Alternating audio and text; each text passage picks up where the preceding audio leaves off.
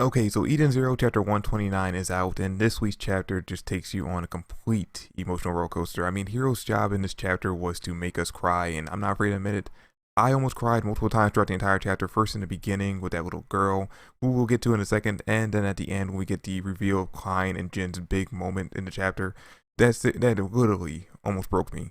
Okay, so the chapter opens up, and fittingly, the cover illustration for this week's chapter is of Jin and Klein, which is perfect because they are the main focus, or at least the most important part of this entire chapter. But anyway, the chapter actually starts off with a meeting between LZ's group and the Eden Zero crew, which in the beginning of this chapter, when I saw LZ all banged up like that, I am so used to seeing Urza like that I got confused for a quick second and thought maybe I'd actually clicked over to a fairy tale chapter instead.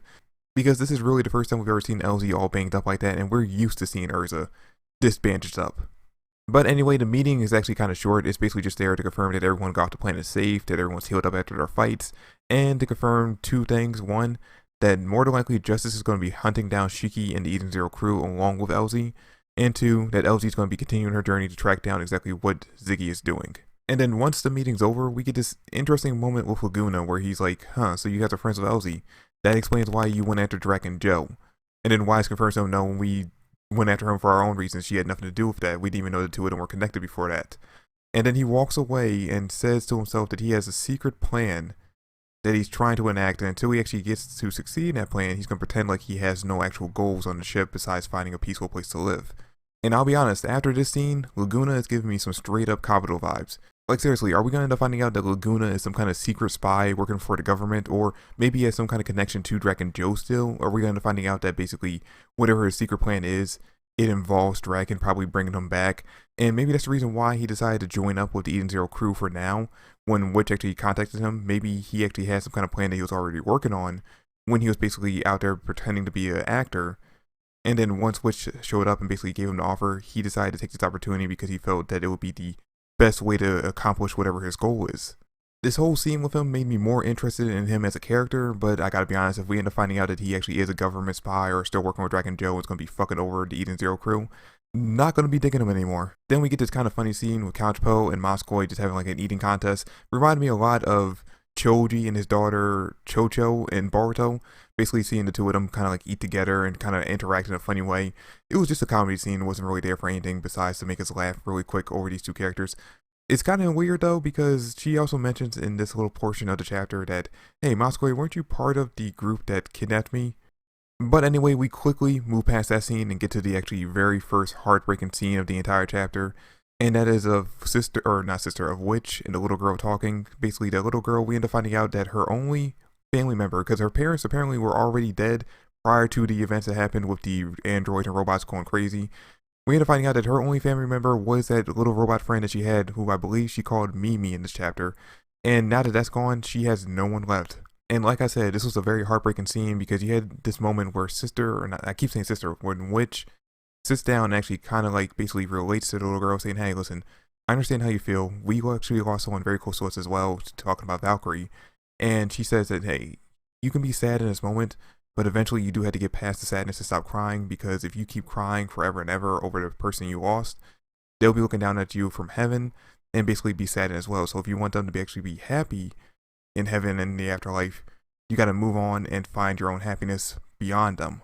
And you know what I gotta say, even just talking about the scene right now and actually rereading it to make sure I got all the details right, I've started to tear up a little bit again, because this scene was actually very heartbreaking, it was very sad, it was very emotional. And when we actually get to this part in the anime, assuming the anime goes on long enough to get to this scene, I'm sure when we actually get to see like the actual voice acting done, see it animated, it's going to be a lot more heartbreaking. I actually might cry during that scene.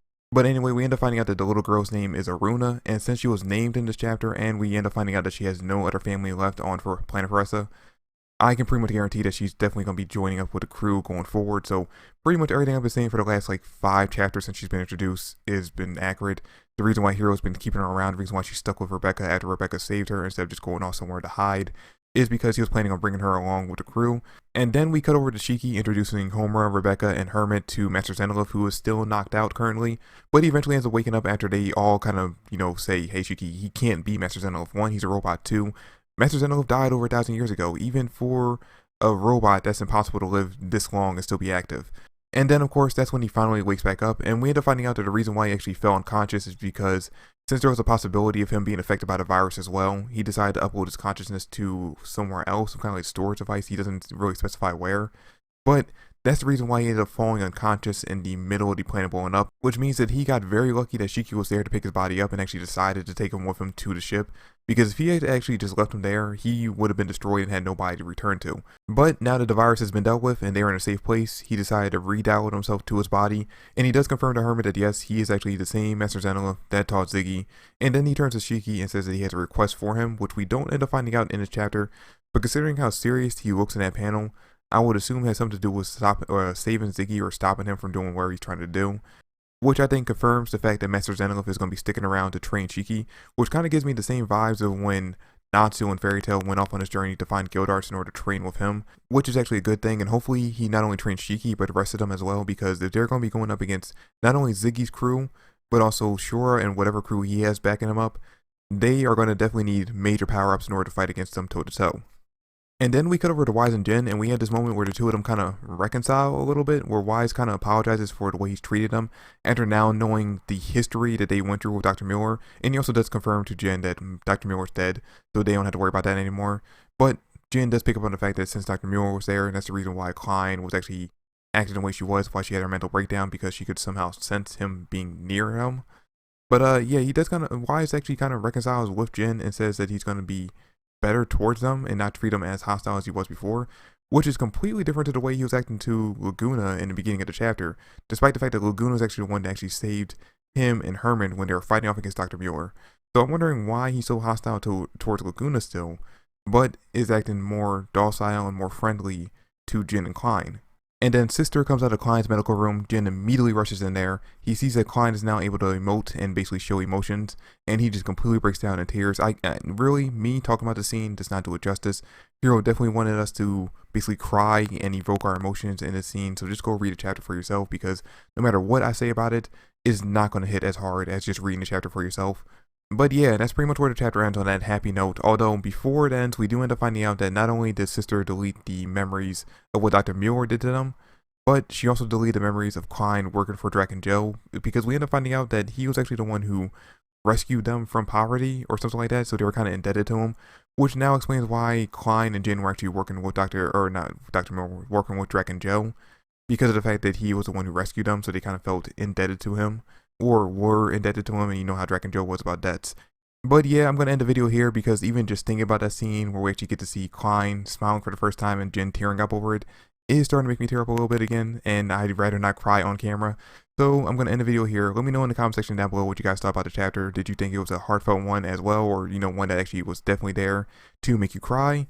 Did you enjoy it? Did you hate it? Let me know in the comment section down below.